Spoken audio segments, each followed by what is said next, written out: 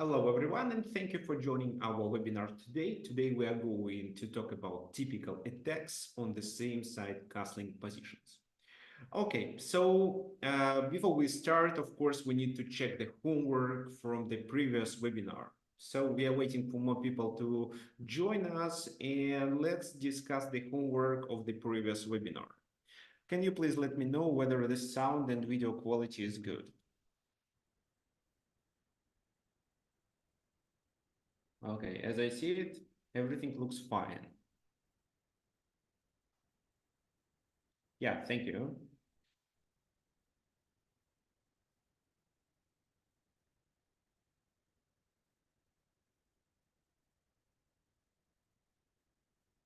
Okay, so people are joining, but well, today I started 2 minutes earlier, so probably everyone will come in 10 minutes. Okay, fine. So now let's talk about this homework. So John, which ideas did you have here? So how exactly black wins in this position? What black first? Well, actually, yeah, black wins here, right? So how exactly black wins? What black should do first? It's very important. Otherwise, it can be a draw. Okay, so John suggested h5. Yeah, thank you for reminding me. Well, what's the purpose?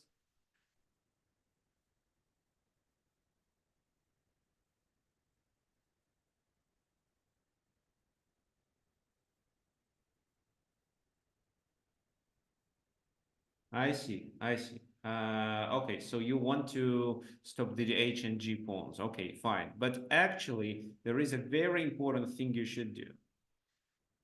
Basically, king c5 is a good move too in this position. But before doing all these complications, let's play g5 because we need to stop f4. Because if, for example, let's say we continue with a5, f4, well, king c5 is still a winning move.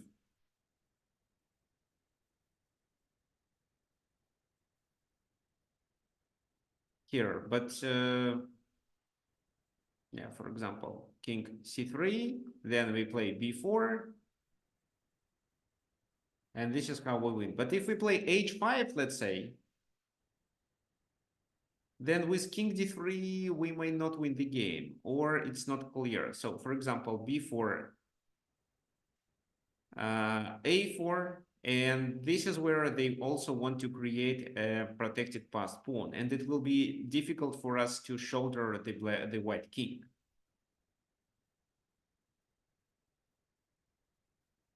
So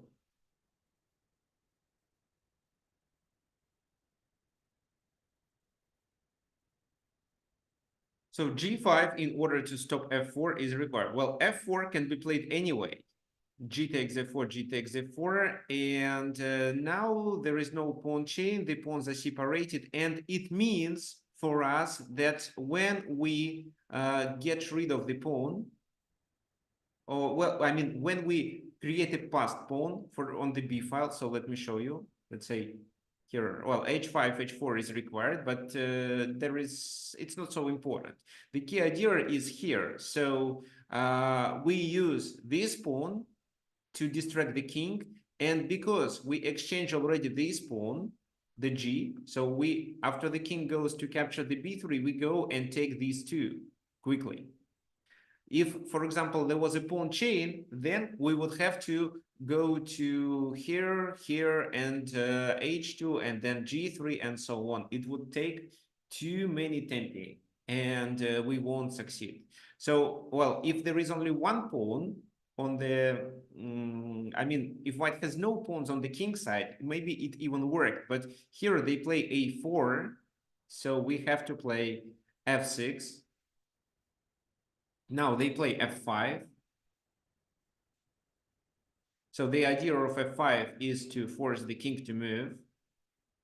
And if, for example, we continue with b3, it still won't work. So b2, here, here, king b3, king e4, king c4, king f5, king b5, king g4, king a5, and it seems that we promote simultaneously, right? So f4, a5, yes, we promote simultaneously.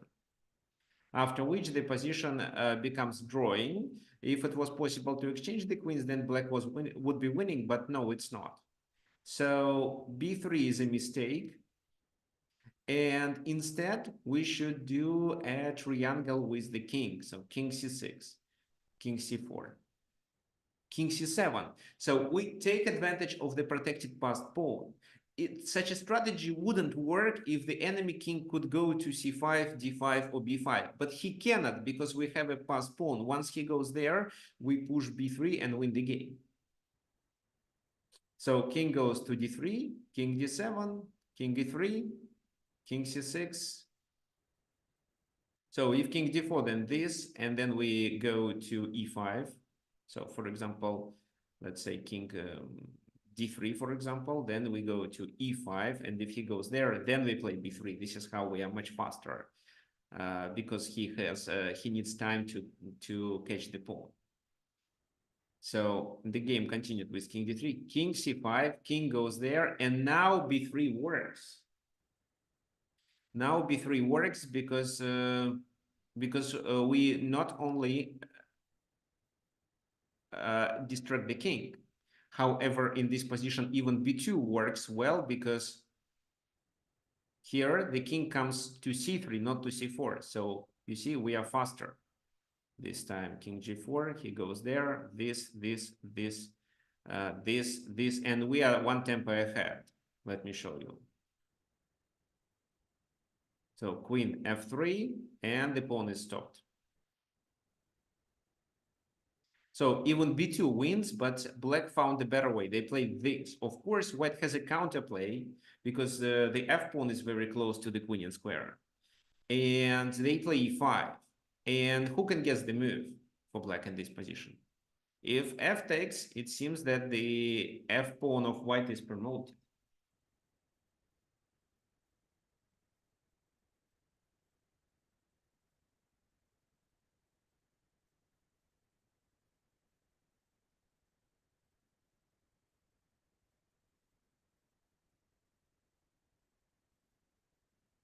Yeah, king h6, probably you mean king a3, right? King a3. So king goes to a3, and after they take b2, because after f7, b1 is we promote with a queen, and if king c2, then king a2, and we still promote with a check. I mean, so well, f7, b1 equals queen, and then queen b4 stops the f pawn. Okay, fine. So the most important thing was to separate, to not let them make this pawn chain. For example, if we did h5, then the game would continue with king d4. So let's say we play, I don't know, a5 maybe, f4, f6, h4, and then we ran out of moves. So king c6, how they can play? Well, e5 probably not. Well, actually, maybe even e5 works. F takes, b4, a takes, king goes there, b3 to distract, king, the black king is closer, but looks like not enough, because after this, it's this. So you see, it's a draw. So instead, you have to not only shoulder the king, but also not let him play f4 and d5. Well, or you may let him play f4, a5, but you should get rid of the pawn on g3, which makes easier for you to capture his central pawns. Okay, the second example. This is the game. Can you remind me what were your suggestions here?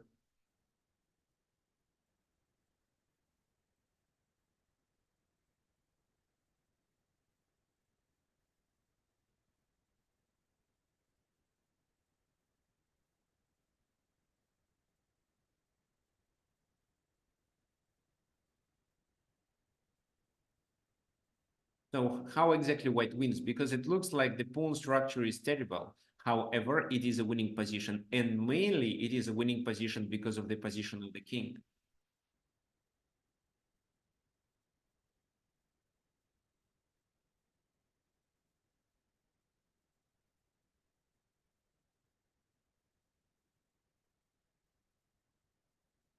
So who remembers? King d4. Okay, thank you. So king d4, then b6, and it's already a draw. So there is no way to enter the enemy camp.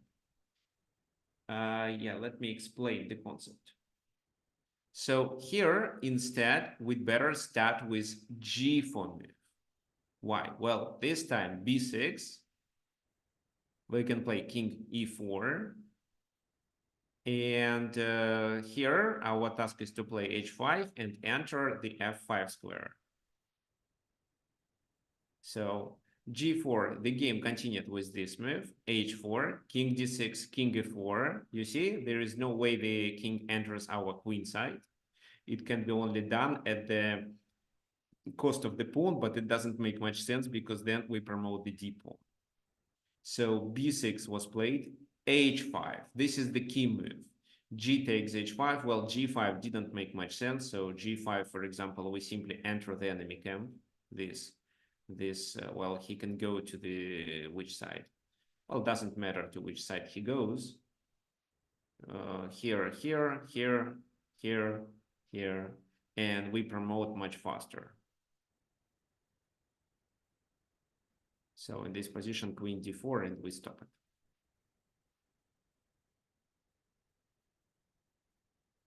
So that's why g takes h5, g takes h5. And if king e7, king f5 leads to a winning position. So the idea of this h4, h5 maneuver was to vacate the f5 square for the king. So a5 was played.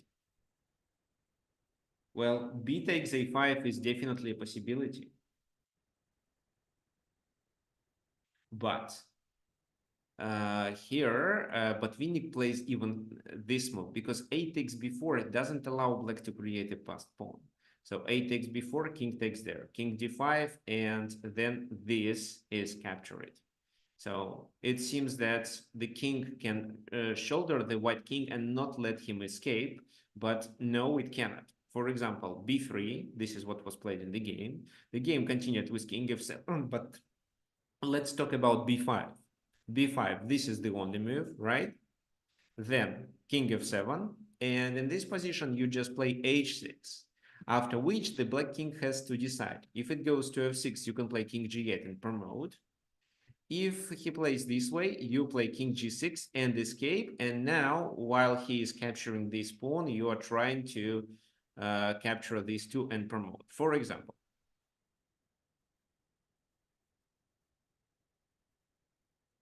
b4, king b8, b5. So we force him to lose a position, and then king c7, after which we can successfully promote.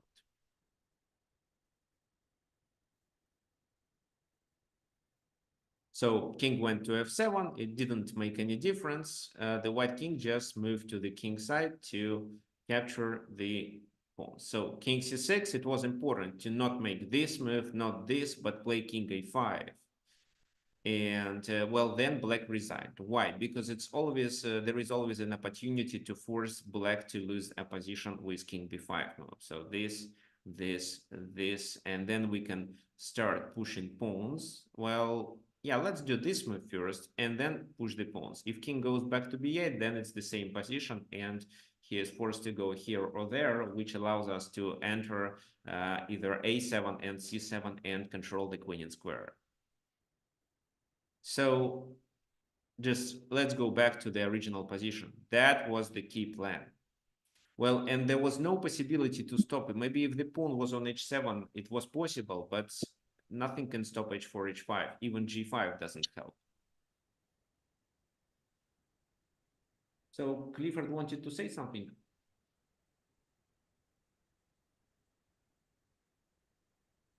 Okay, if not, can you please mute yourself for a while and unmute when you want to say something, because we want to get rid of the background noise.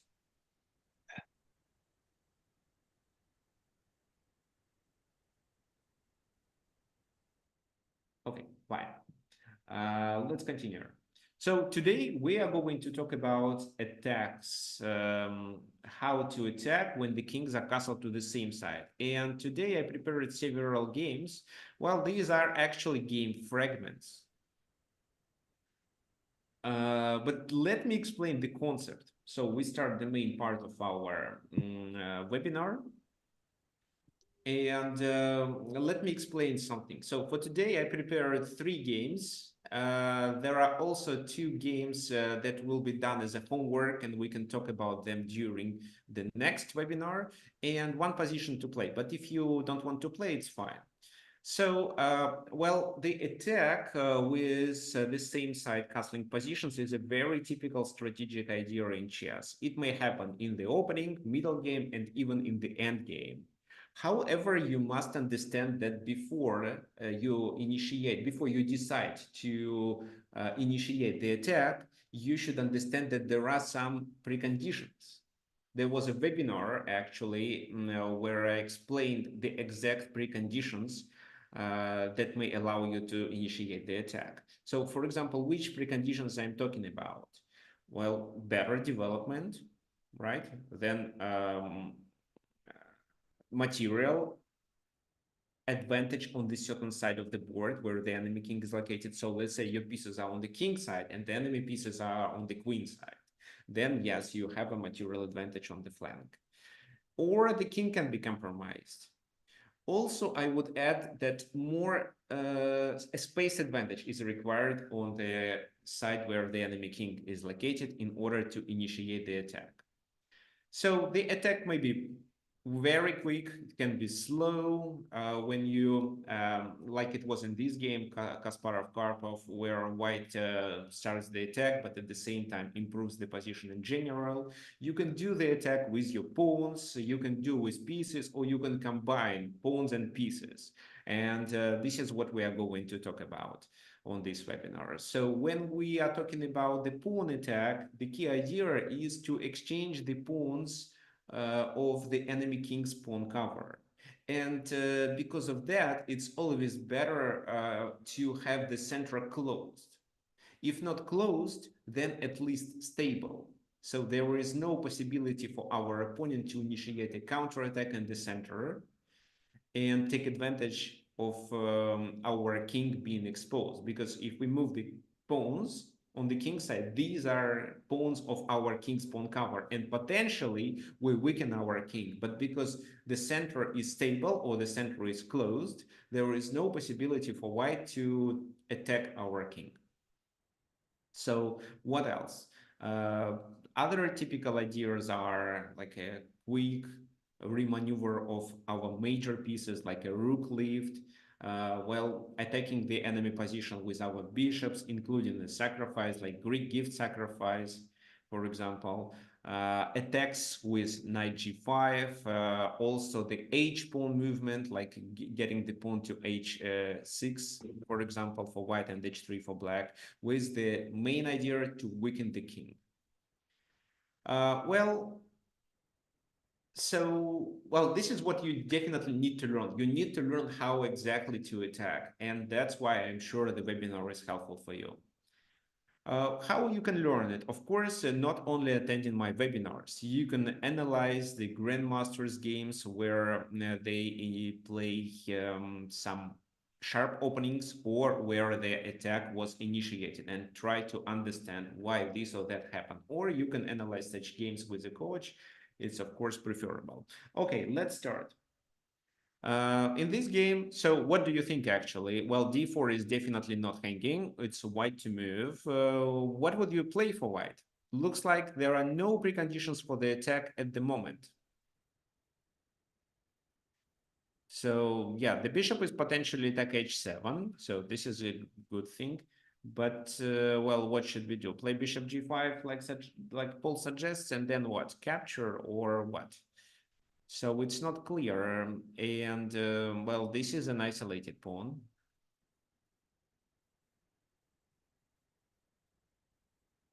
So bishop g5 is one suggestion, and actually doesn't look so good. well, what else? We can just try to improve our position in general by doing queen d2, rook d1, and this is how the rook becomes the other defender of the d4 pawn, which does make sense, but, well, definitely.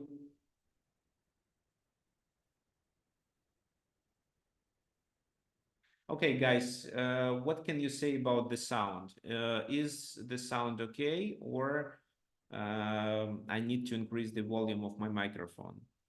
Sound is good. Okay, so Clifford, try to fix it. Maybe you can just enter our YouTube stream. Let me share the link. So those of you who experience problems with Zoom, you can watch it on YouTube. So this is the link. You can watch on YouTube, but suggest your okay, thank you, David. David, if possible, can you take a picture and share with us how I look like at the big screen? Okay, fine. So white played 95. And for me, this is absolutely logical move. I would do the same. So first of all, you should understand that we do not blunder the d4 pawn. Why? Well, if they take with the queen, then this queen is vulnerable. It's the object of a discovered attack. But before doing any discovered attack, we should get rid of the knight. So if they take, there is a discovered attack. If they take our bishop, then we also take another piece and then escape with our knight. So king h8, for example, in this position, we can, how can we escape? So probably just move the bishop and play knight d5. Well, what else works? Just queen c2, maybe queen c2, and then we can escape to f5. Okay, fine. So we get an extra piece, and it's definitely not the best continuation. Moving the queen to e8 doesn't seem to be a good idea too. So queen e8, well, why queen e8? Because queen d8 leads to knight c6, and the pawn structure is ruined here. So queen e8, then just d5 works, right? So, well, with d5, we give up the pawn, but then gain it back because of this discovered attack.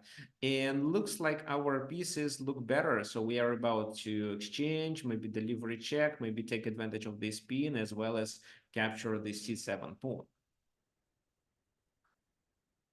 And something like rook d8 doesn't really work. So rook d8 just queen c4, and these problems still exist. Okay, so definitely they have to exchange. This is what the vast majority of chess players would do.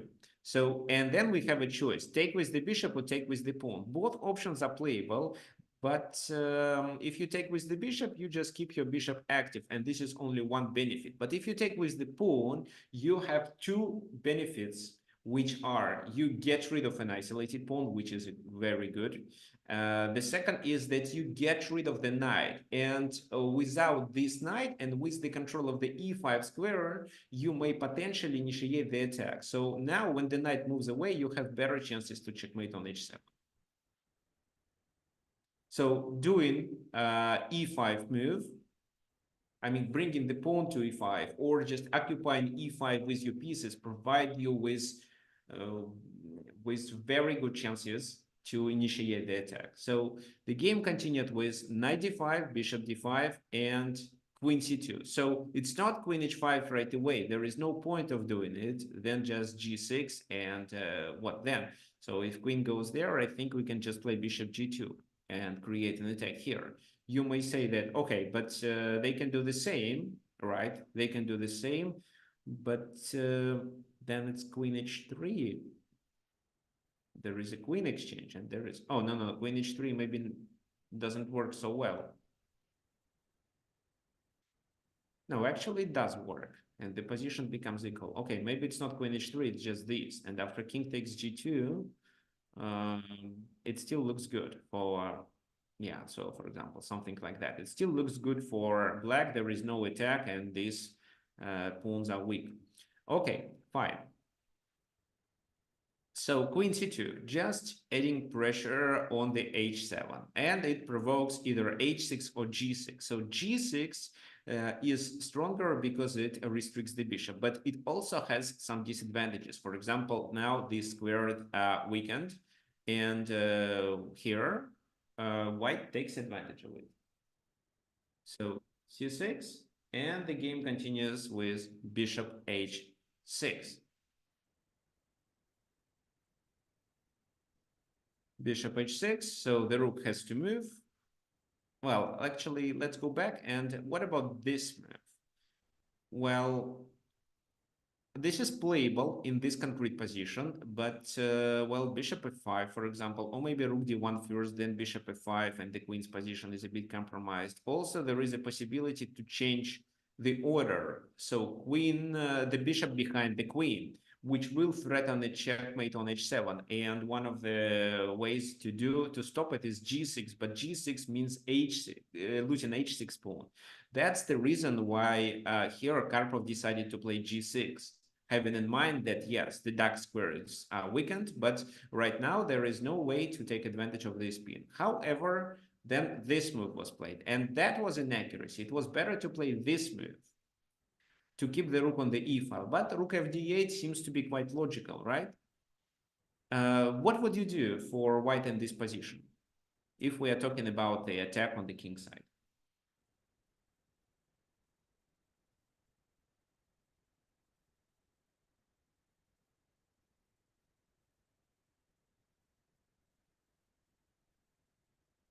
Okay, so yes, there is a very nice suggestion by John. So guys, I also ask you to send me a private message instead of just messaging in the chat, because this allows your our students to think more and maybe suggest something else. And let me quickly answer the question. So which opening is the best for 1200 ELO player?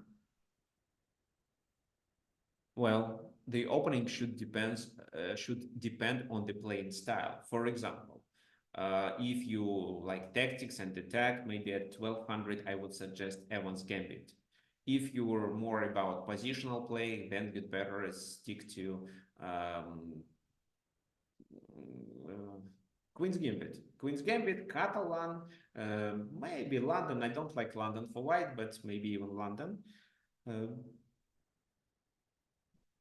So, well, try to do gambits at 1200.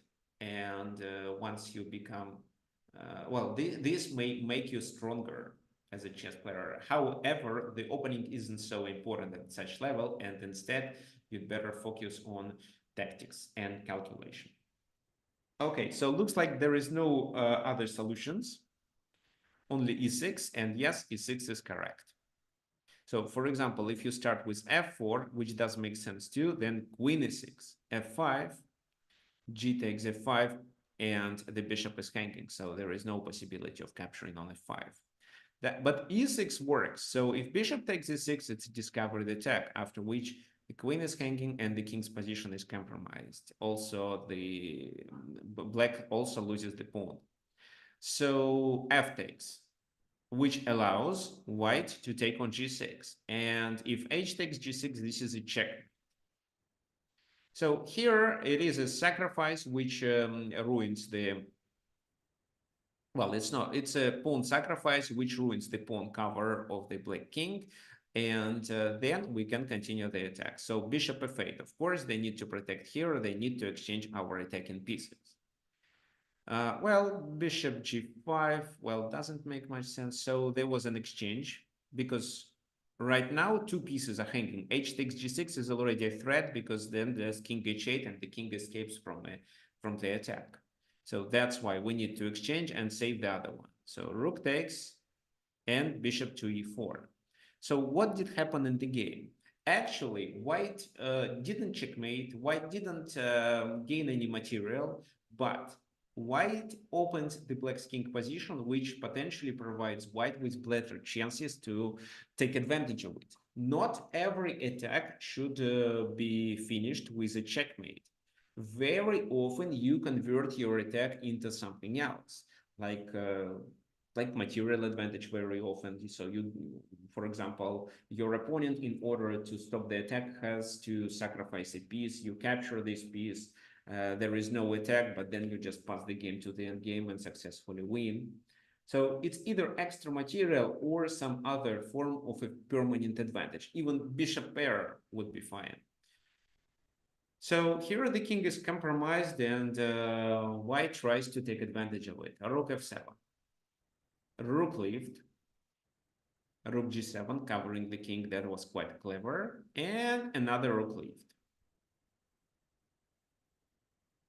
So here, for example, in case of this move,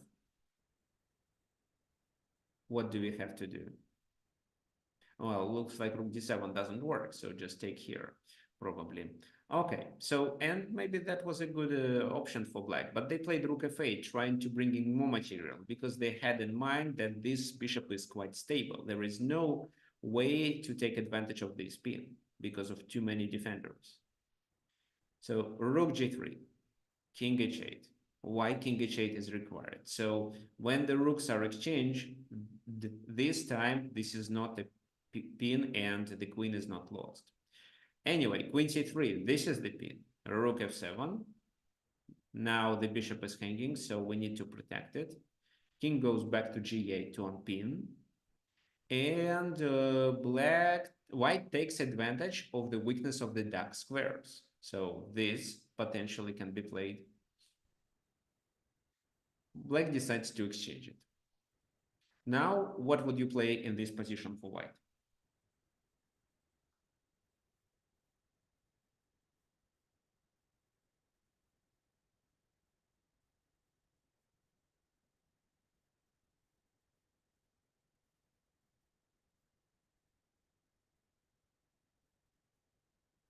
So what do you think? Well, looks like we don't have enough material to checkmate, and maybe it makes sense for us to convert our attack to another form of advantage.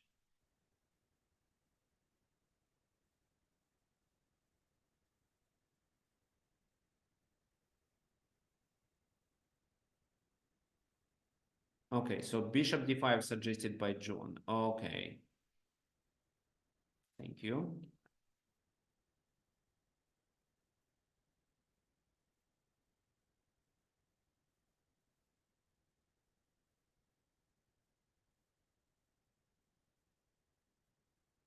Yeah, this is a nice suggestion, but how to deal with queen e5?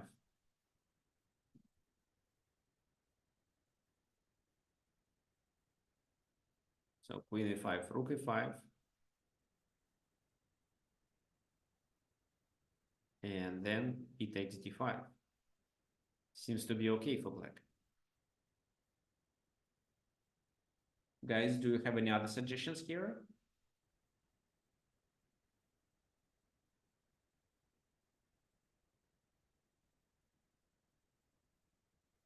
Okay, looks like not, but let me explain. So the idea of bishop d5, yes, thank you, Jürgen, for your suggestion. It's definitely rook g7. Rook g7, the rook has to take, and then bishop d5 works. How does it work? So, well, if c takes, it's queen e6, we gain a pawn, and then have a winning position. If e takes, it is even a checkmate. So that's why the queen should capture the queen. If rook takes, it's likely to be a draw. But here, Gary Kasparov plays bishop e6. Intermediate check, which forces black to sacrifice the queen. And then this is the rook and game with one extra pawn, but because there are 3 versus 1 on one flank, it's easy to win. And Gary Kasparov successfully realized his advantage.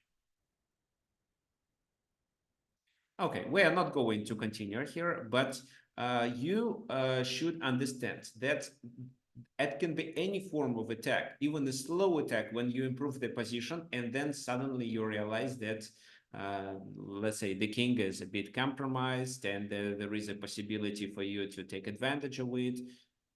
So, for example, you undermine the pawn from the pawn cover, and then the other pawn becomes hanging, and the king becomes weaker. You later take advantage of it. For example, yeah, it can be like this way. or you can attack with pieces only, like it was shown in the game between Aaron Nimzowitsch and Zigar. So in this position, black continued with knight e4, which is also a very good move. So getting the control over this or this square. So when you are black, you are trying to occupy e4. When you are white, you are trying to occupy e5 in order to initiate the attack on the king side, even if you're castled to the same side. So knight e4, well, definitely they cannot take. First of all, the knight has to move. If the knight goes somewhere else, there is a discovered attack. The knight has to go there only, but it still doesn't look good. Well, okay, let me show you what happened in the game. So bishop c6, and queen c2, which seems to be logical. Now I ask you to find the move for black.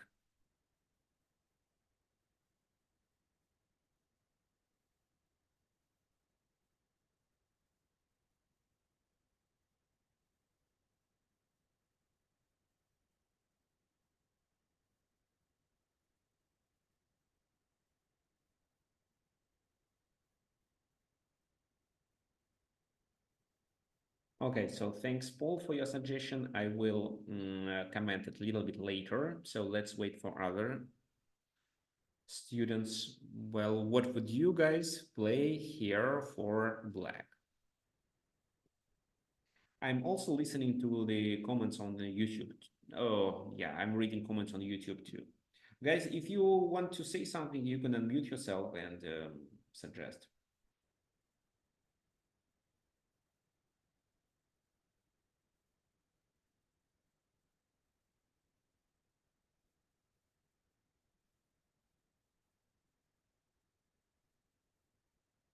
Okay, so Paul suggested d4 move. Well, d4 seems to be quite interesting. Well, there is a certain idea, so it's not possible to capture. On d4, I will explain later why, but I think then they can do this move and try to exchange our dark squared bishop.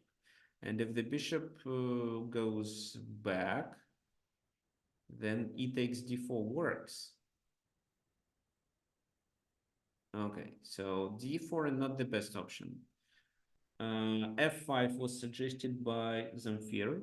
So F5, well, F5, why not? If there was no better move, I would say that this is quite logical. Knight d2 was played instead. So now if queen takes, then it's d4 and bishop takes f3, opening the king's position.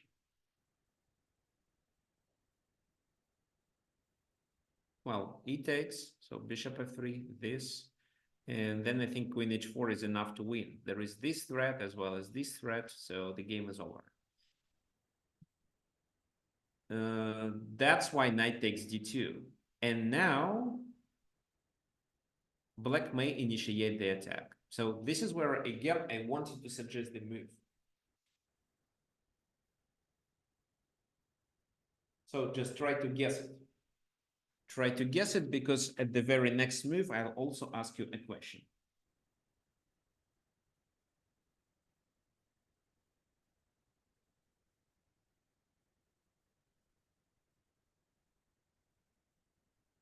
Okay, so I see the suggestion by Zamfir.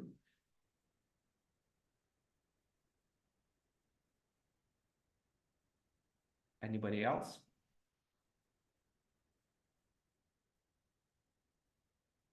Okay, John, nice suggestion. Okay.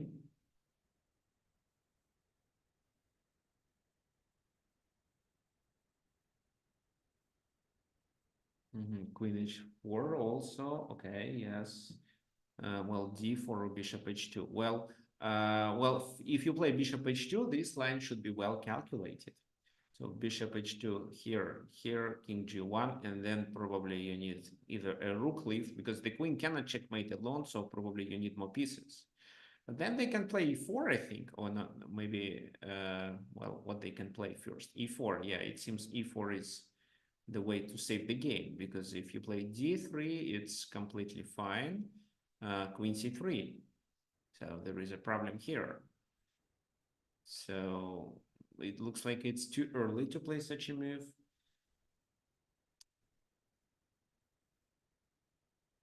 Queen h4 right now faces with g3, as well as with knight f3.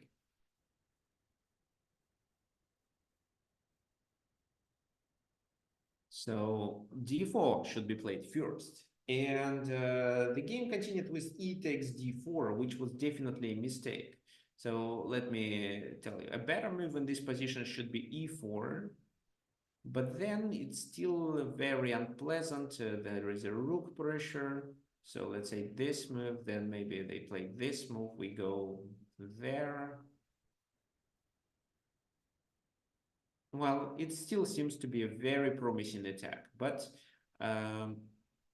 in the game continued with this move. And now I want you to answer the question, because of which precondition the kingside attack is possible for black. So which factor among the ones that I mentioned in the very beginning of our webinar allows black to initiate the attack on this position, in this position?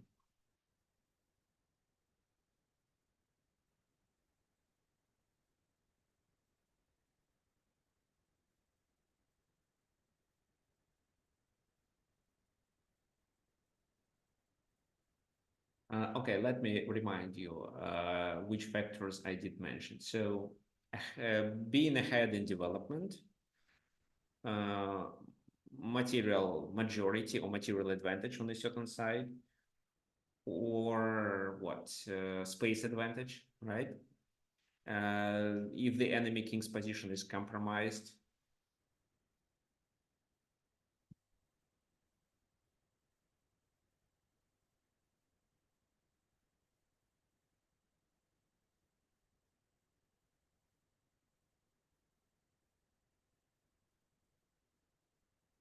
Yeah, so guys, thank you for your suggestions. And yes, you are right. It's well, we can call it either material advantage or material majority on the queen, on the king side. So we definitely have these pieces attacking, and there are only pawns covering the king. So material advantage on the king side.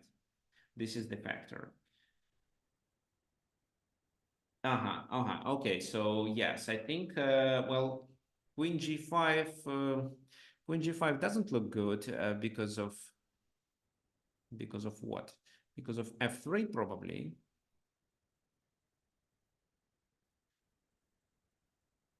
There is also possibility of knight e4. I cannot evaluate this move. Maybe it doesn't work because of bishop h2. But let's say I just play f3. So queen g5 is not the best move. I think it's what Paul suggests, a double sacrifice. So bishop h2, king takes h2, queen h4, king g1, and bishop g2. This is called as this is a so-called Lasker combination, when two bishops are sacrificed for two pawns of the enemy king's pawn cover. So now if the king takes, it is a disaster, right? So it's queen g4 and our traditional rook lift. So they have to sacrifice the queen to stop it, but then it's still a very strong attack. And at least they lose the knight. So, well, what are we threatening in this position? We are threatening to capture on f1. Well, queen h1 mate, first of all, as well as to capture on f1, maybe queen g4 also. So that's why f3 was played. So this is not a mate because the king escapes. So we definitely need more pieces. Rook f e8. However, here we sacrificed the bishop for two pawns, and we are about to capture to gain the one on d4 back. If they take here, then it's a rook a2, and it is a disaster. So this is hanging. This is the mating threat, and nothing can stop it. Okay, so f3, rook f e8, knight e4 was played. Queen h1, king goes there, and bishop takes f1. So the key idea is that if rook takes, it's queen h2 and the queen is lost. Knight f6, intermediate move doesn't help. So instead, d5 to threaten with this idea, or to threaten with knight f6 and then some discovered attacks. But the king goes to f8.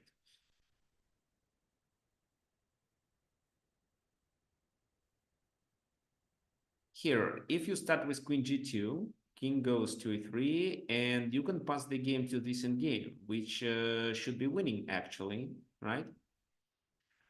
Well, yes, it should be winning because, well, you have extra rook. Looks like you just take the knight for free and just extra rook with no compensation. But here f5 was played first. Well, to not let the king to escape. So now rook f1 is still losing, so that's why they play queen c3 to threaten the mate. But black checkmates first. Queen g2, king e3. And how would you play in this position?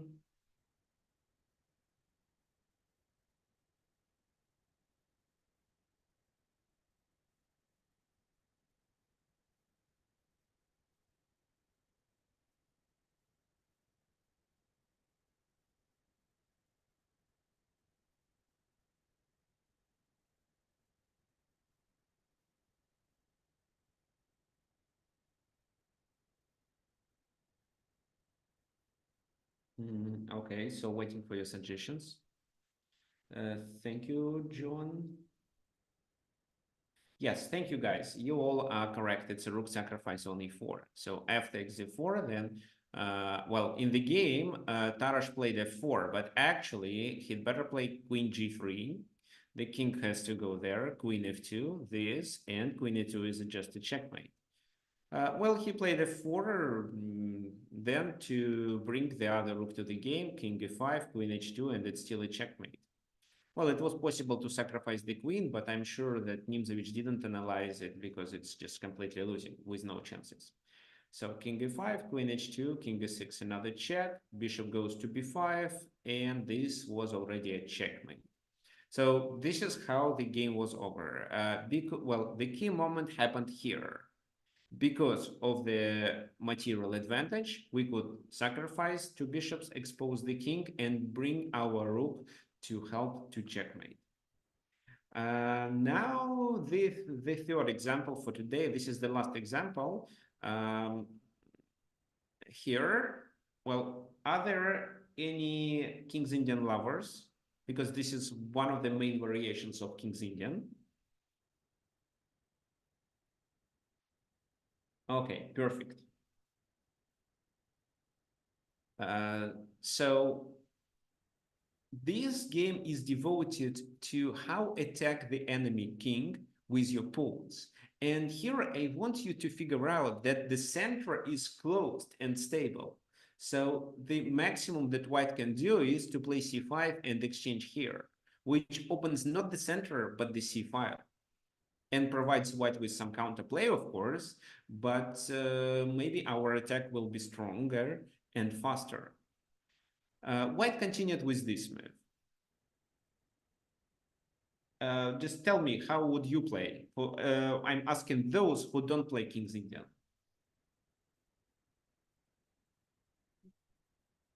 So they play knight d2, what we should do to initiate the attack.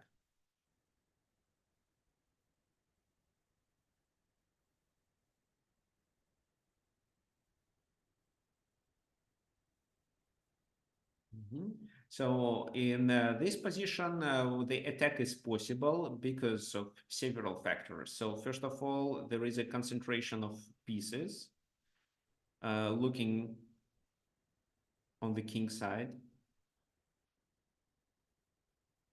Yeah, and there are not so many pieces defending the king. Okay, so here you suggest knight d7, which is a possible move. The idea of this move is to let the f5 pawn to move further. Knight e8 was played. This is the other possible option.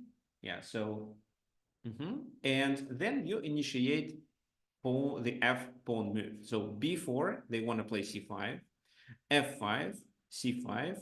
Well, if you take, you only open the position. So knight f goes back to f6. They play f3 to support the center, and black continues with which move? Who can tell me?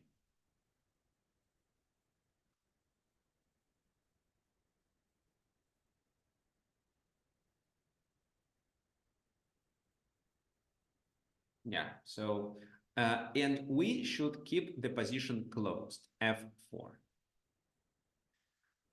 Well, it doesn't mean that the position is completely losing for white. No, it's not. Their attack here can be faster. So if they somehow manage to take, then play knight b5, attack this, then bring the rook to the c file and enter the enemy camp, that would be much faster than the black's attack. But a lot depends on the level of the players. So typically, club players are not so good with the queenside attack. And very often they make useless moves and spend and just waste tempi. However, the plan for black is quite obvious.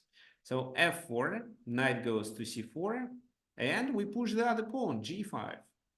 a4, knight goes to g6. So we are pushing the pawns as well as we are trying to improve our pieces. Bishop goes to a3. Now there is a problem with d6. They are going to add a lot of attackers, and we also play a very common maneuver, rook f7.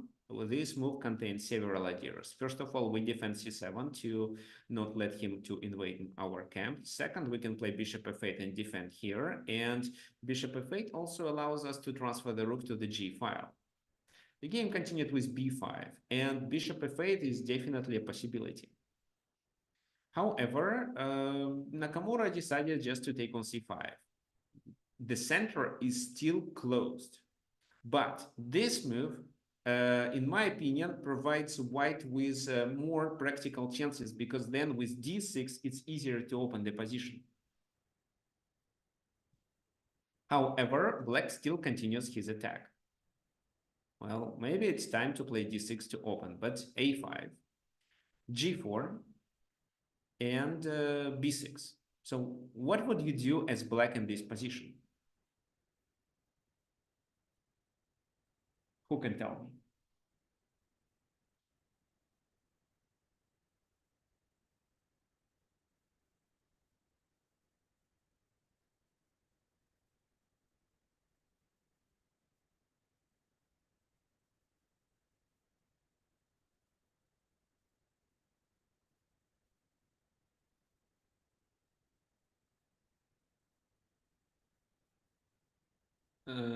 Okay. Thank you. It's clear.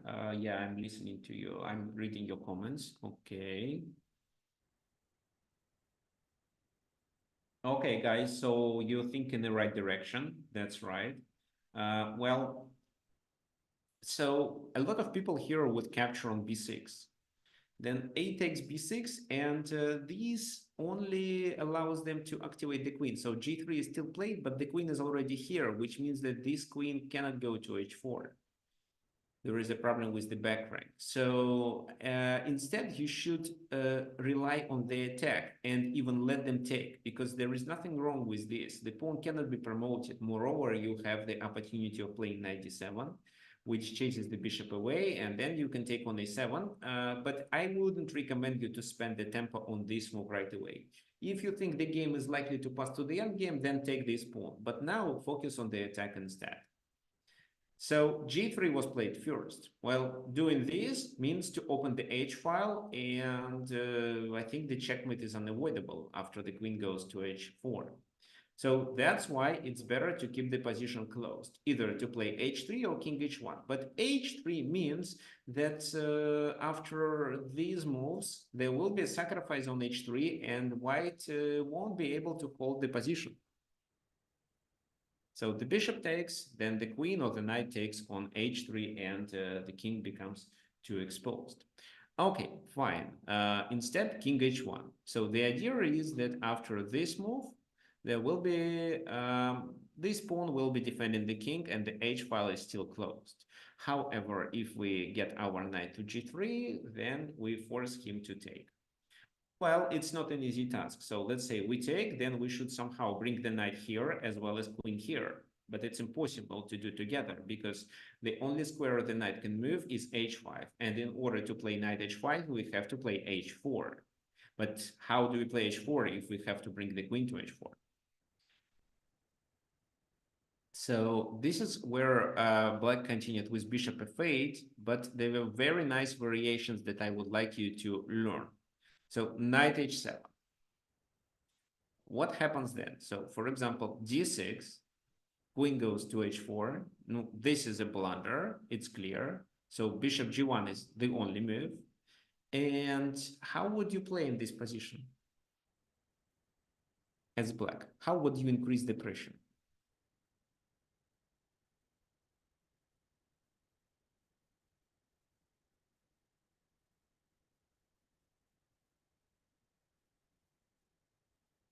Okay, so looks like only King's Indian players suggest the proper move.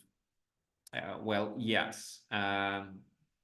This move is bishop h3.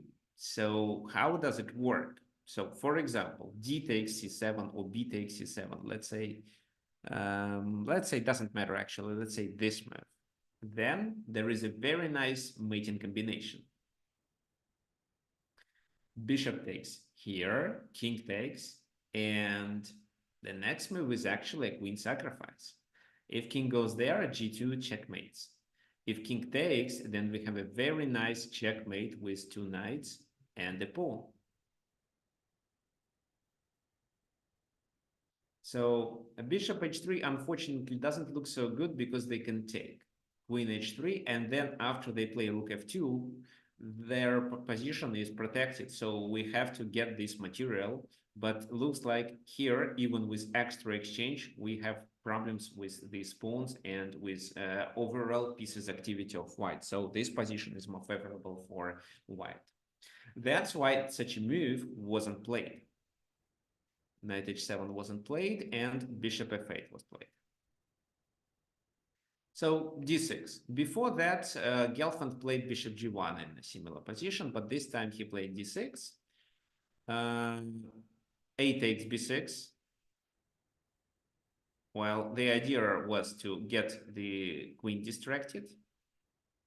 So, for example, this, and after the queen takes, we can take on d6 and gain a pawn for free, as well as keep the position closed. So that's why bishop g1 right away. And black increases the pressure with this move. Now what? Well, so for example, what we are threatening, let's say they play this move. Then it's bishop h3, and there is no way to protect. And if pawn takes, it's a mate. And this time, sacrificing the rook means the whole rook, not the exchange only. So g takes, bishop takes, and bishop g2, and this is a winning position.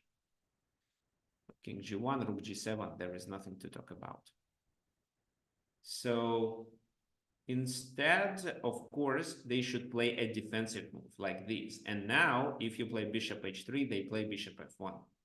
So, guys, what do you think you can do in this position? You have a lot of pieces that can join the attack. The rook, the queen, the bishop. The knight is already intact, and potentially this knight may. So this is the game fragment devoted to how to attack with your pawns. But it doesn't mean that you play only with pawns. You have to coordinate your pieces and pawns, but the pawns may play the most significant role in such attack.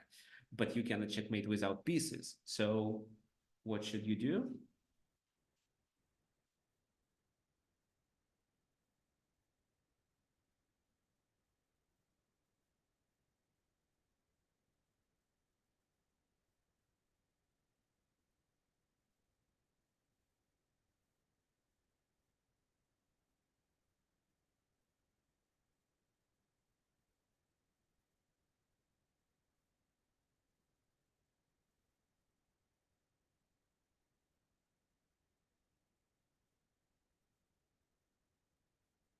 Any ideas? Okay. So something like knight g4 is a sacrifice. No, I don't think knight g4 works. Okay, fine. There is something wrong with my mouse. It stopped working. So it was knight g2.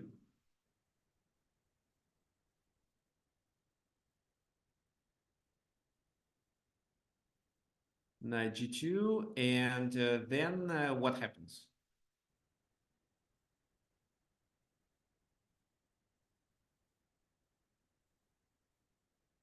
So if the king takes, the game will be over just after this.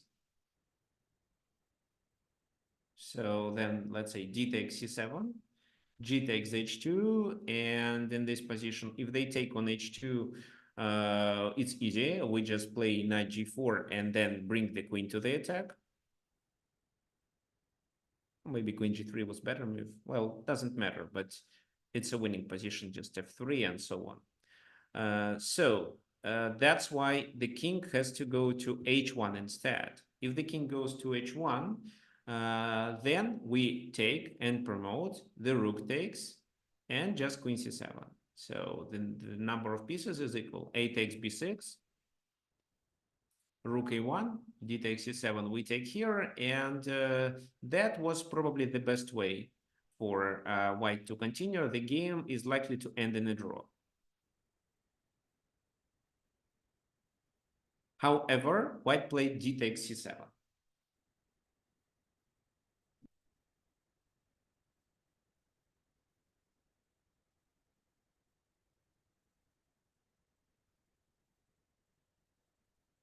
Oops, sorry.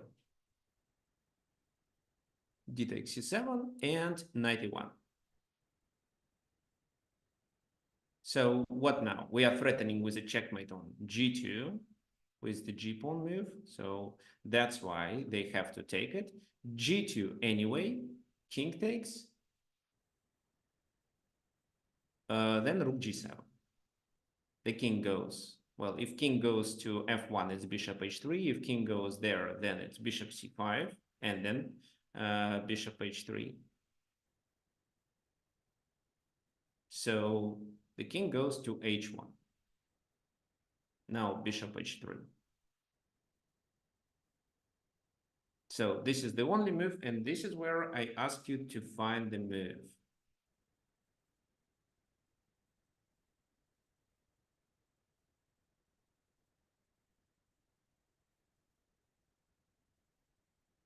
So I'm waiting for your suggestions.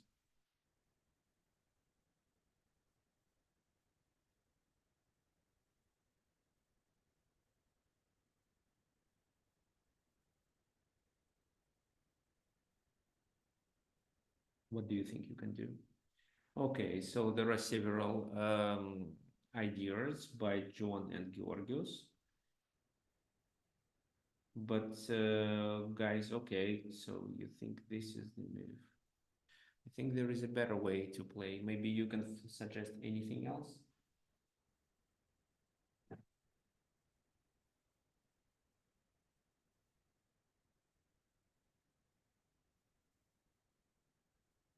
Okay, so everyone suggests the same move. I wonder why. Okay, can you please clarify? So your suggestion is rook g1. So rook takes g1. King takes g1. Then what? Queen d4, or which move did you suggest? So queen d4. Queen d4, you can take on c what you cannot take anything actually. So I just move the king here.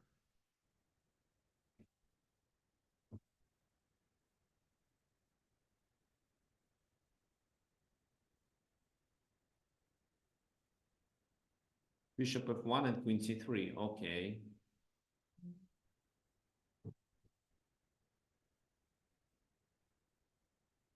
F1, queen f1, queen c3. So, and is it a winning position? So let me try rook c1. The queen moves, then I take on b6. So I take this pawn with my pawn. And why do you think this is a winning position for black?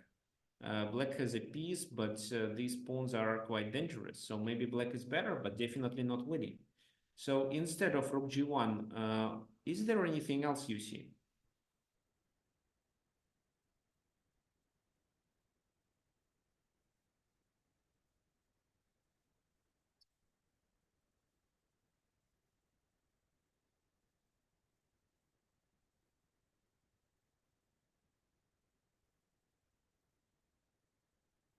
Okay, now my mouse works and we can continue. So I just asked my wife to bring the battery and now everything works. Okay, so there is a nice suggestion by John. It's queen to d3 right away. So why this move? It also attacks here. So here, if bishop takes, it's bishop g2 main. If, for example, bishop takes h3, it's queen takes f3, which also leads to a mate. Right. So how to play? Well, knight e5 was played in the game. Then bishop f1, queen takes f1.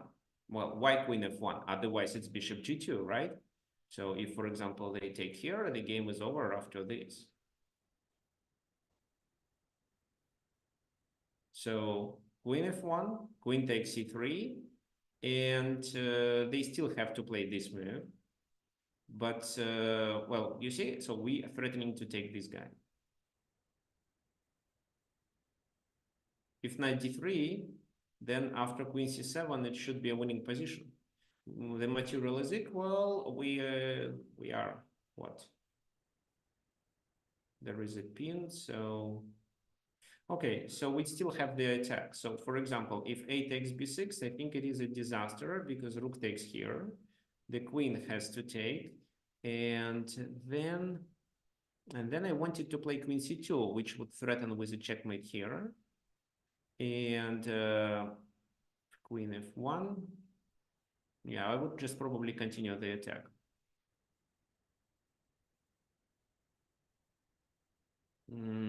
How? Well, I have extra rook, so what are we talking about? Maybe I would continue with rook d7 and rook d1. Okay, so it's just a winning position. So rook c1 was played here and queen e5, and this is a winning position too. So here they gain the rook back, but after queen e6, they just had to resign because Nakamura here has an extra knight and there is no compensation. There is no passed pawn to compensate it. The game was over. So what do you think about this game? This is a good example where the pawn attack was decisive. And the pawn attack was possible mainly because the center was closed and there was no way to open the position in the center.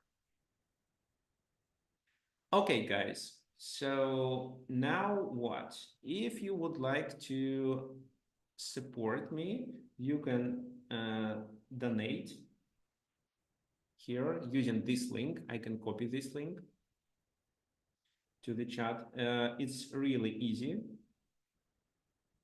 So for example, you just click on the button, then a new window appears, you put the amount that you want to donate, then you click PayPal and it redirects to your PayPal account and you can directly send a small amount to my account. So that stimulates me to prepare better for the webinars. Okay, so if you have such an opportunity, please support me. If not, just attend my webinars, like my videos, and invite your friends to join it. So what are we going to do then? So we are going to play the game. So who wants to play? Let me share what we are going to play today. We are going to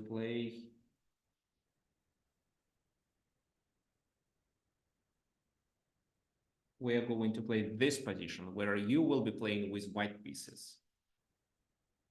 So I'm going to play with black. So let me add it here.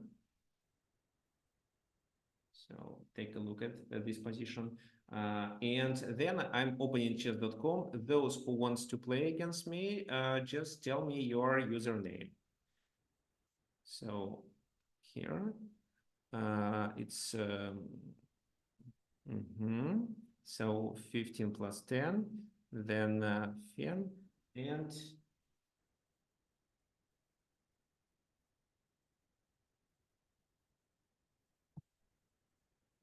okay, and then I enter this. So here, let's see.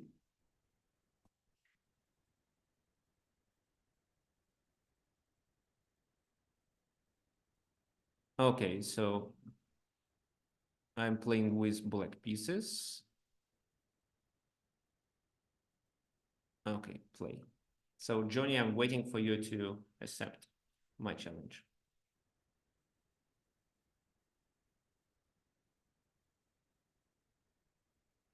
So then we are going to take a look at the games that we will play. Okay, so the other thing you can do, the other thing you can do, you can use the link. So it's again custom. So unfortunately, every time I have to, okay, so the game starts. So I'm playing with black pieces here. I'm going to start a new one with parallax just in a few minutes.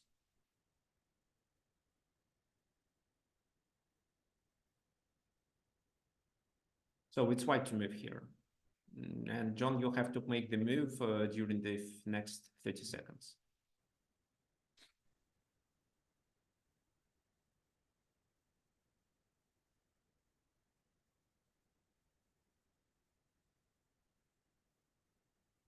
Otherwise, it's aborted.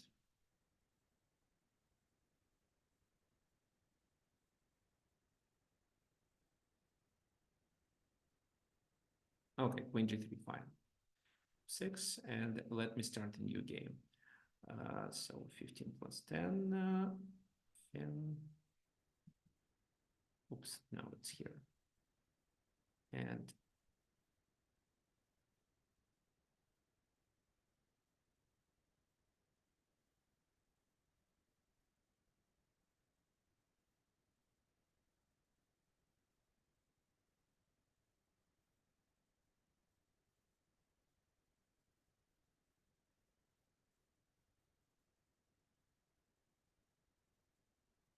okay, I also gonna copy the link and click play. Okay, fine. Please play the move. You have 10 seconds. Unfortunately, these are weird chess.com rules.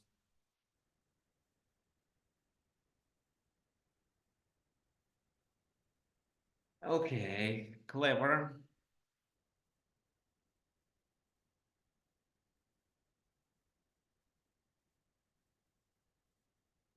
Okay, so the link for you to play is here in the chat. Queen h4, queen h4.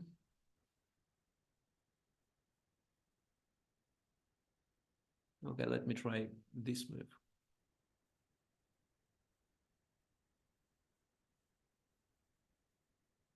Okay.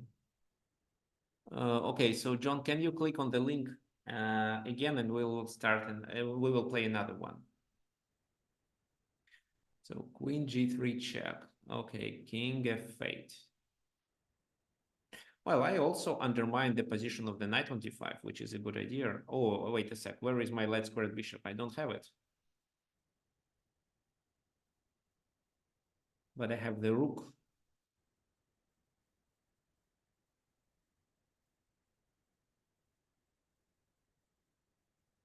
Okay, fine.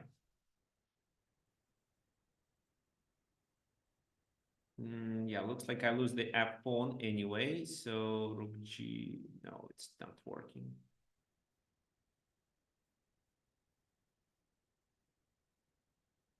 Nothing works actually. Okay, I still have. No, this is a disaster. 6. Okay, this time I'll play g6.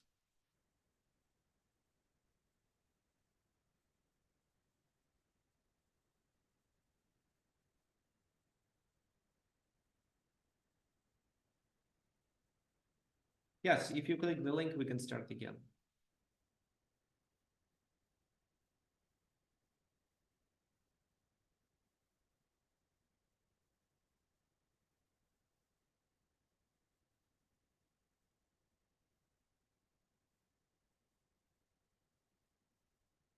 Just remember that you have to play the move in 20 seconds. Queen d3.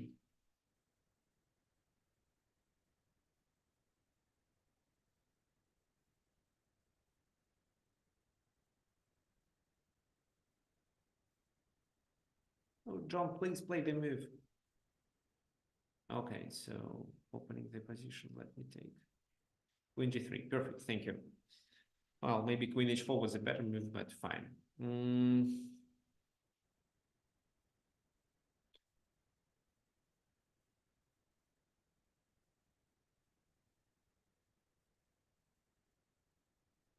Okay, so rook e6.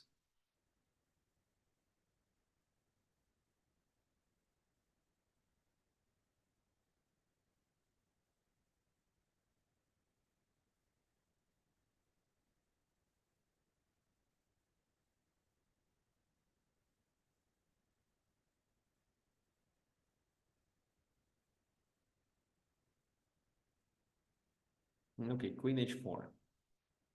Yeah, this is what I was expecting, but h5, c5. Okay, then.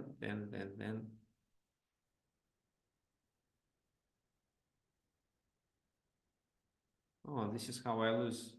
Rook f7, queen f7, queen d8. Oh, okay, f6.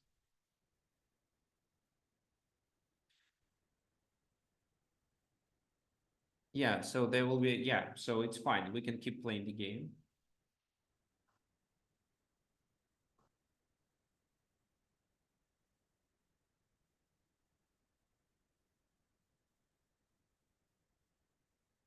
g4, quite clever.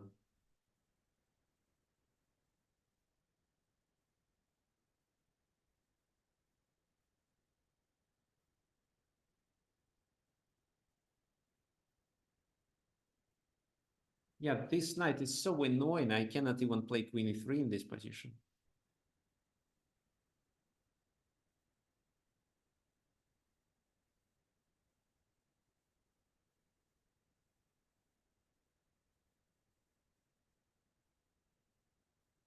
Yeah, so looks like it is a disaster. I have no ideas how to play. Looks like it's time to sacrifice something.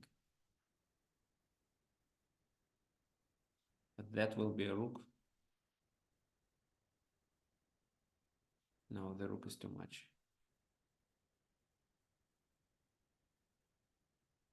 The bishop isn't well placed also.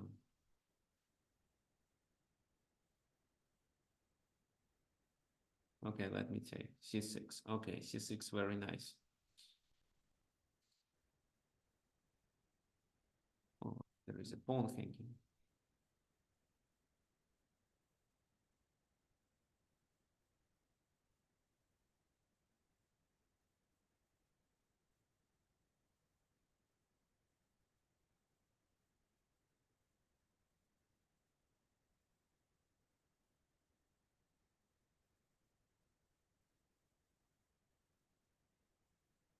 So here, okay, queen c8, king g here.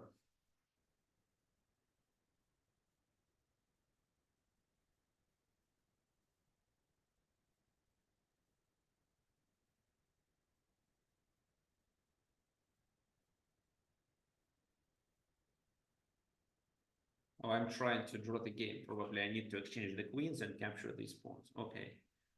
Oops, looks like it's impossible.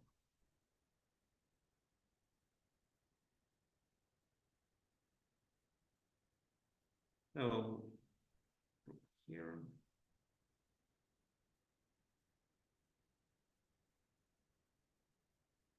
Well, I don't know if queen f7 will help.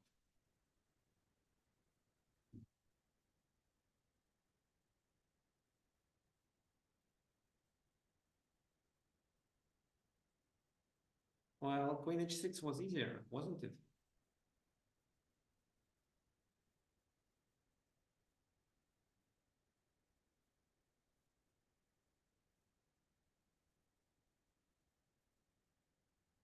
So I take queen g5. Oops, I take queen g5. King f8, queen escapes. Oh, king escapes. Yeah, the king escapes. Oops.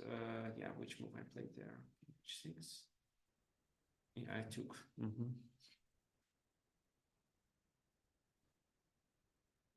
It's still a losing position for me.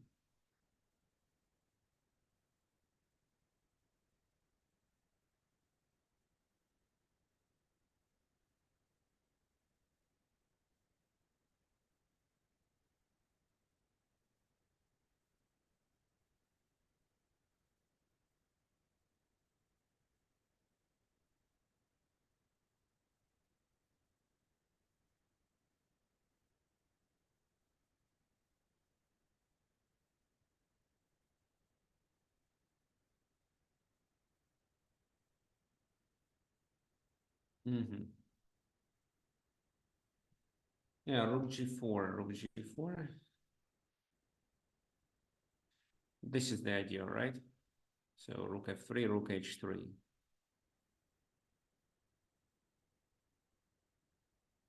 Let me think how I can stop it.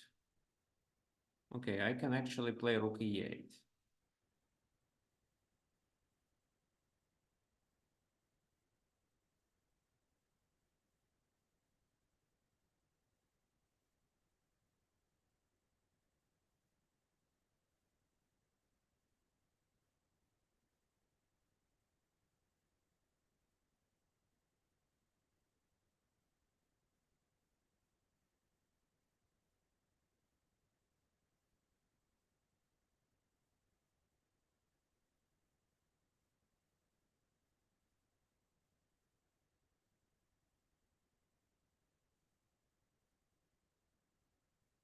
So yeah, my position is okay. Yeah, queen e6. Of course, that was the only move for the queen. Now what?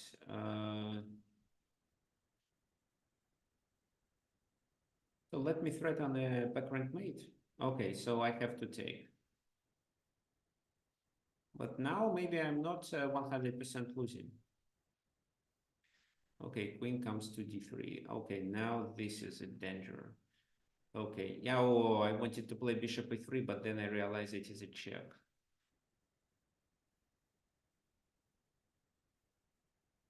Oh yeah, so it seems the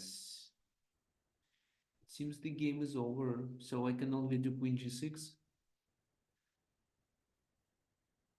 Okay, so what should I do in this position? Take this pawn or take this pawn? This pawn dies anyway, so maybe there is no need to think about it. I also like this idea of queen here. Or maybe f4, f4, queen f5. Anyway, king takes 7, queen g4. Looks good.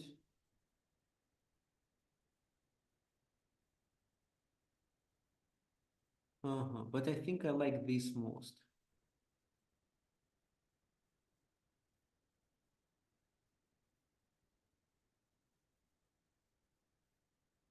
Okay, so I have to distract the queen first and not lose immediately.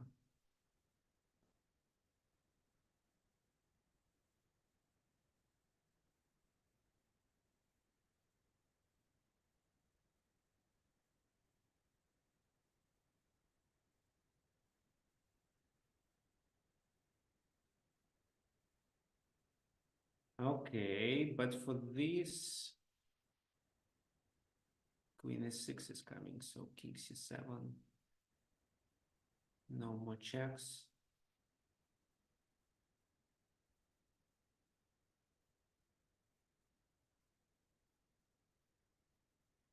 Okay, so I want to play, maybe should start with this move first. Let me think.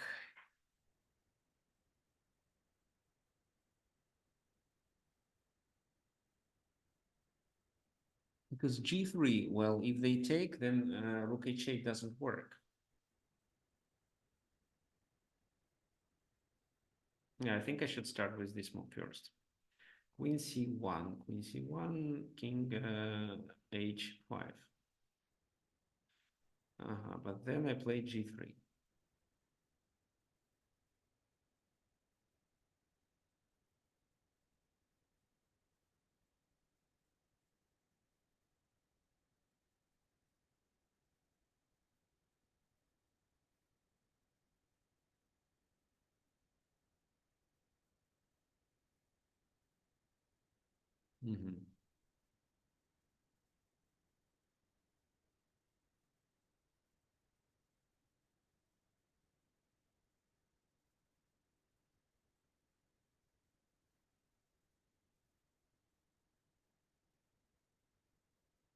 Just escape from the discovered attack. Well, I have some chances here, probably. I'm threatening with queen f2, and it seems that capturing is the only way, because otherwise it's queen f2 and g2. So rook e7. Well, queen e6, king c7, and I don't see how it helps.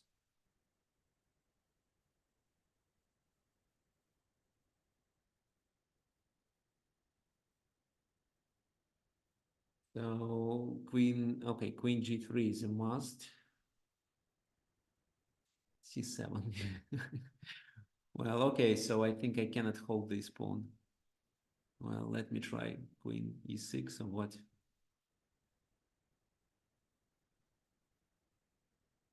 King f1.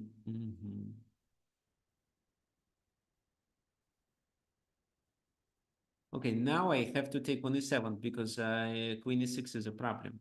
If I play rook g8, it's queen e6 and they promote to a knight with a check, so I have to take here. Okay, so it's time to resign. Well, it's well, why? Because queen g5 is the next move. Okay, so yes, Parallax played quite well. So I would here I would say that maybe it's better to take. Queen takes, rook takes, king takes. Well, I was hoping to play this position, but it seems to be completely losing. So, for example, yeah, well, which move to play? Queen f3, maybe. Well, yeah, it seems to be losing anyway, but maybe queen d3 was a better way to play. And c5 was correct. Well, yeah, it's a winning position anyway, so we don't need to discuss it. And f6 was quite clever. So in the very beginning, f6 was quite clever. Okay, fine. So let me read this. So queen d1. Oops, rook d1. Well, okay, it seems to be a danger. How can I defend this pawn? Oh, I can do e4 actually.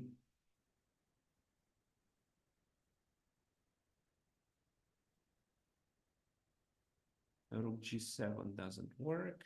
So I can keep checking. I'm not sure if it provides me with any benefits. I can also play queen c5 to save it. Okay, it seems that e4 is the best way. Because e3, e2, this is the plan. Well, e3, queen f2 is also a possibility.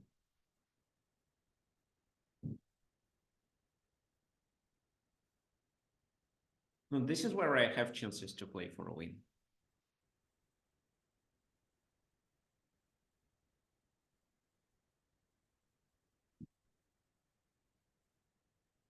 Oh, well, actually, I think I'm winning because the enemy king is even more weak than mine. Queen goes there, right. a7 is hanging.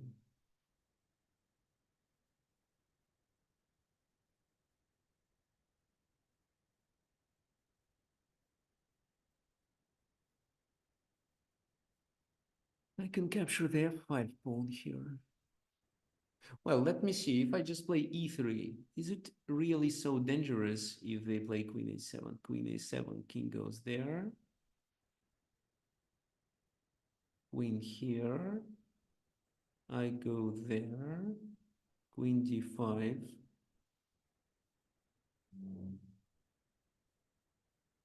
Queen, king goes there, then Another check, so I can get my king to g7. f6. Yeah, seems to be. Oh, no, I can block with the rook. Seems to be okay. Okay, fine. So let me try e3.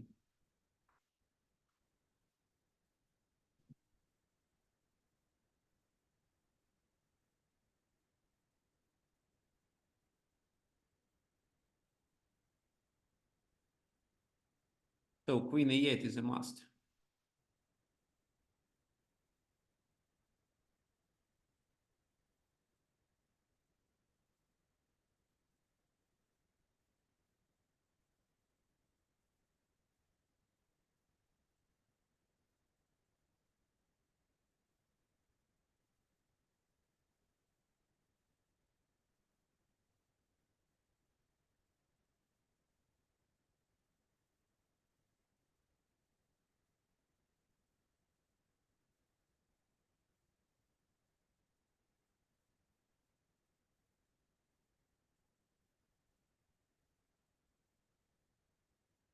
What else can be done?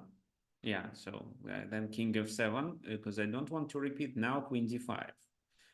Well, rook e1 is a possibility here, but no, wait, what are we talking about? There is a checkmate on f2. So there are two checkmates, e2 and queen f2. So you need to cover both squares, and you can probably do it with queen g2 move only, but queen g2 blunders a fork.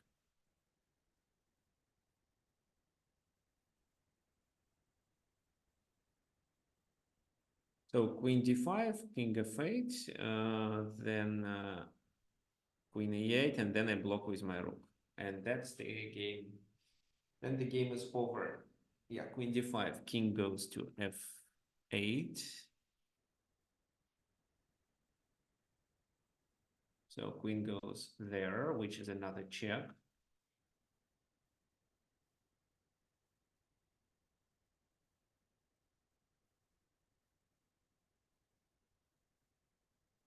And then I block with my rook, threatening the mate as well as the queen. Yeah, so no more checks are possible. That's why it's a completely losing position. Right, thank you. Okay, yeah, let me share the screen once again.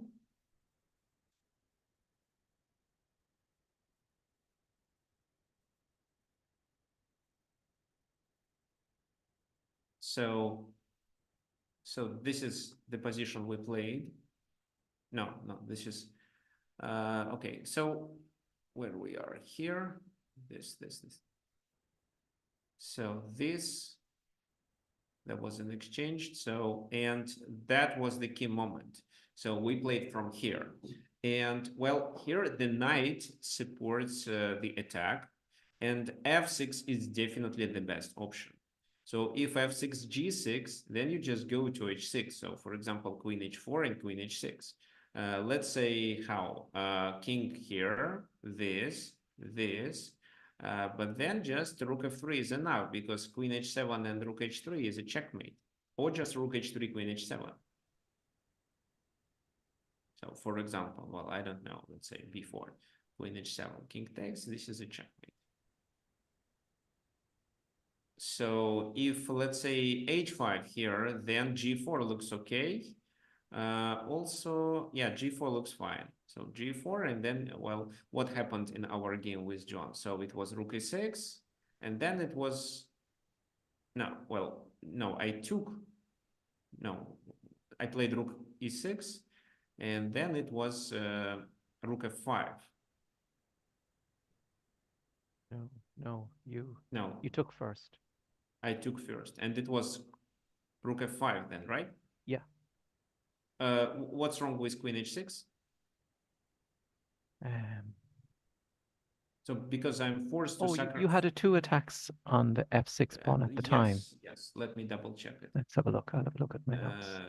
Yeah, let's take a look. So how you played queen g3 first. That's the reason. Yeah, that's right. So yeah. queen h4 is required first, but okay, let's say you played queen g3, I played rook e6, queen h4, then I played h5, you played g4, then I took, and you played rook f5. But instead, you should Play queen h6 anyway. Yes, I have two attackers, but well, what? Rook this takes, but it is a disaster. So you are up a rook in this position. I don't think that Oh. the game deserves any attention after that. Mm. So Mm. queen c3 is still playable, but well, okay, rook g1.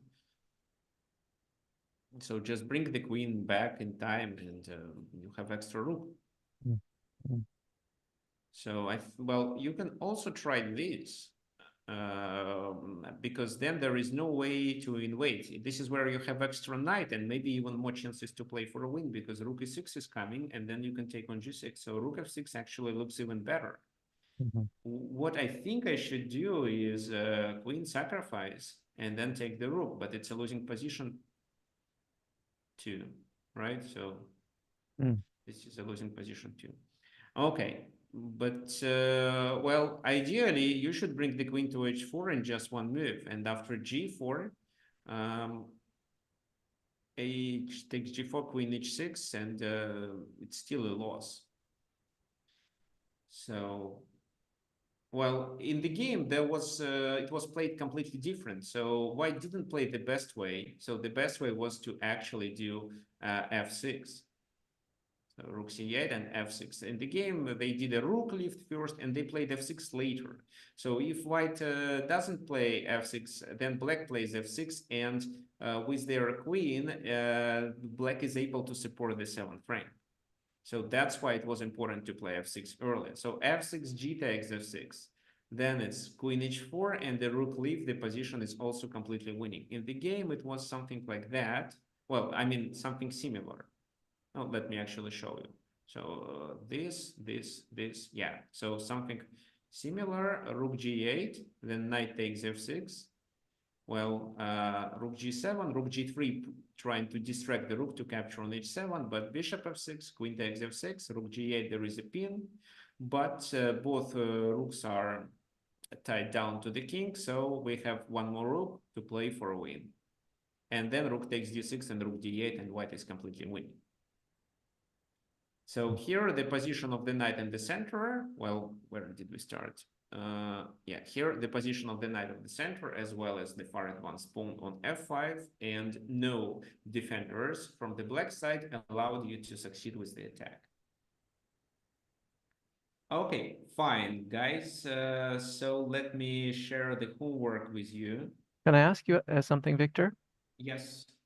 In our game, move 14, queen d4, I think you said just before that move, I think you said somebody should resign. Was that me or was it you? It was me, but I was talking about the other game that Oh, I I was see. playing. I see. Yeah, I see. so Oh, that's that was a okay. completely losing position. Ah, okay. I was confused there. Yeah, Yeah, thanks. yeah, okay. And why did So you take this so long to take e7, by the way? to take a 7. Yeah, why did you take so long to take the pawn on Um, e7? okay, let me share the screen once again. So here.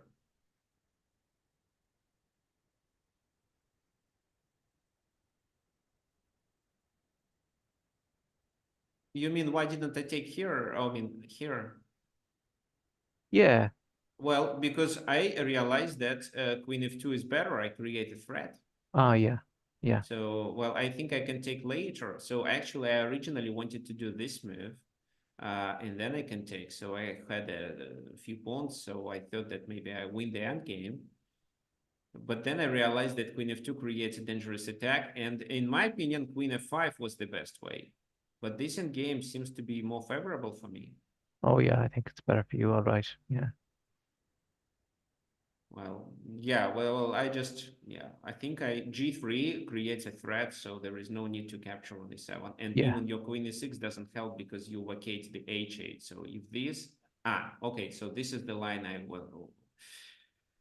thought that is possible, because after that it's e8 equals knight. So I don't know how can I promote it to a knight, but maybe king d8 just, no, queen d6. Well, no, e8 equals knight is a problem. So maybe here queen g3 instead, then I deliver some few checks, and then I can take on e7 anyway.